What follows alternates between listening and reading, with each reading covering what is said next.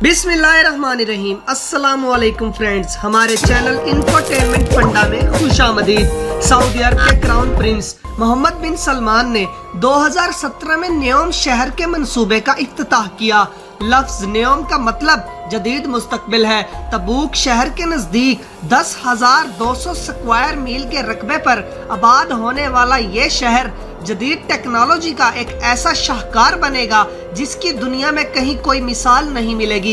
इस शहर में जदीद टेक्नोलॉजी के इस्तेमाल का अंदाज़ा इस बात से ही लगाया जा सकता है कि इस शहर का अपना एक मसनूई चांद होगा, हवा में उड़ने वाली कारें होंगी, मसनूई दिमाग के इस्तेमाल से चलने वाले रोबोट्स होंगे जो इस सारे शहर के इंतज़ाम को चलाएंगे। मसनूई बारिशें बरसाई जाएंगी जिससे सहरा भी फल फूल जाएंगे।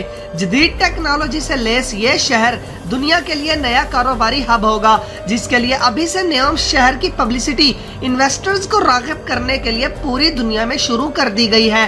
क्राउन प्रिंस मोहम्मद बिन सलमान को अमरीकी कंसल्टेंट्स ने 2300 सफ़ों पर मुश्तमिल एक प्रपोजल पेश किया जिसमें यह वाज़ेह किया गया कि प्रिंस की ख्वाहिश के मुताबिक सऊदी अरब की मईशत को ऑयल से हटाकर उसके मुतबादल के तौर पर इस शहर को आबाद किया जाए जो इस मयार का हो कि पूरी दुनिया का बिजनेस न्योम शहर में शिफ्ट हो जाए। इतने बड़े पैमाने पर एक जदीद शहर की तामीर बिलाशुबा कोई आसान काम नहीं है। इस तरह के प्रोजेक्ट्स को मुकम्मल करने के लिए एक मुकम्मल प्लानिंग, आला क़ियादत, बाएतमाद टीम और सबसे अहम बेदरीग सरमाए का होना जरूरी है। इस सब के बावजूद एक लंबा टाइम फ्रेम भी अहमियत का हामिल है। क्राउन प्रिंस मोहम्मद बिन सलमान ने इन तमाम चीज़ों की अहमियत को तस्लीम किया और 2017 में इफ्तिताह करने के बाद इसको विजन 2030 का नाम दिया गया, जो कि यकीनन एक बहुत बड़ा टाइम फ्रेम है। और इसके साथ साथ $500 मिलियन जैसी खतीर रकम भी इस मंसूबे की तकमील के लिए मुख्तस कर दी गई।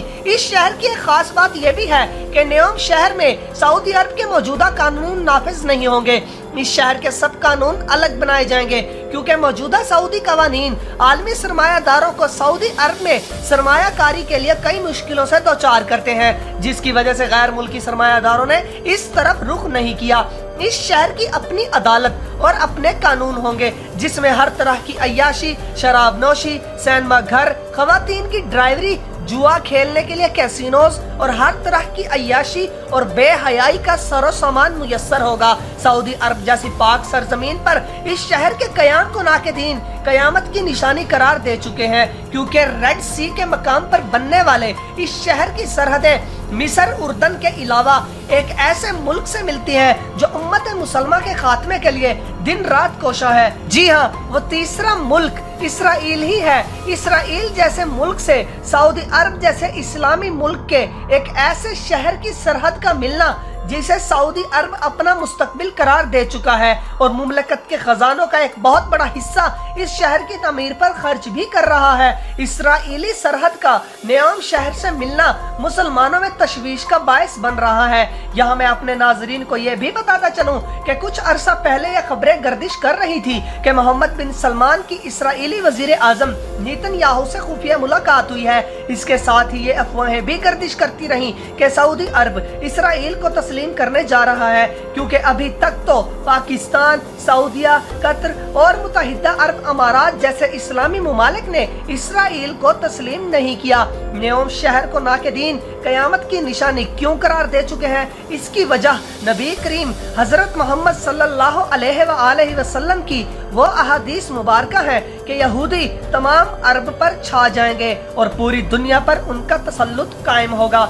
अब अगर गौर किया जाए तो यह बात वाज़ेह होती दिखाई देती है कि कहीं न्योम शहर की आड़ में यहूदी कंपनियां सऊदी अरब में दाखिल होकर पूरे सऊदी अरब में ना फैल जाएं, क्योंकि इस वक्त न्योम शहर को तमीर करने वाली कंपनियां अमरीकी और इसराइली बताई जा रही हैं और इन तमाम कंपनियों में अक्सरियत यहूदियों की ही है जो इस शहर को तमीर भी करेंगे और बाद में इस पूरे शहर के निज़ाम को भी यही यहूदी लोग चलाएंगे।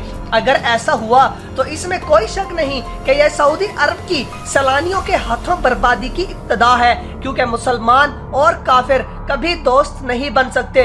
ये मेरे अल्लाह का फरमान है जो उन्होंने कुरान पाक की सूरह मायदा की आयत 57 में इरशाद फरमाया कि मुसलमान काफिरों को अपना दोस्त ना बनाएं।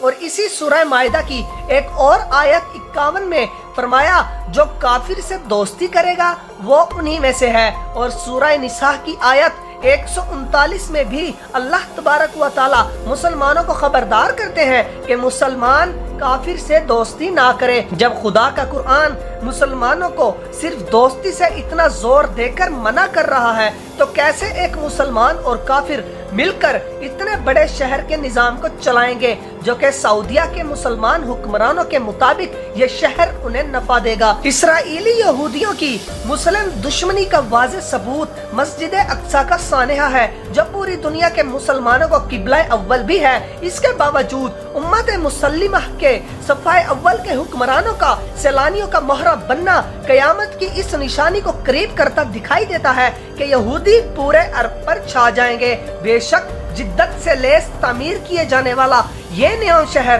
محمد بن سلمان کی دور اندیشی ہو اور اس شہر کی تعمیر سے سعودی عرب تیل کے بجائے اپنی معیشت کو اس کے متبادل ریئل اسٹیٹ، ٹریڈ، فائنانس کی طرف لے کر جا رہا ہو، مگر اس شہر کو تعمیر کرنے والے لوگ اور کمپنیاں کسی طور پر بھی مسلمانوں کی ہمدرد اور خیر خواہ نہیں ہے۔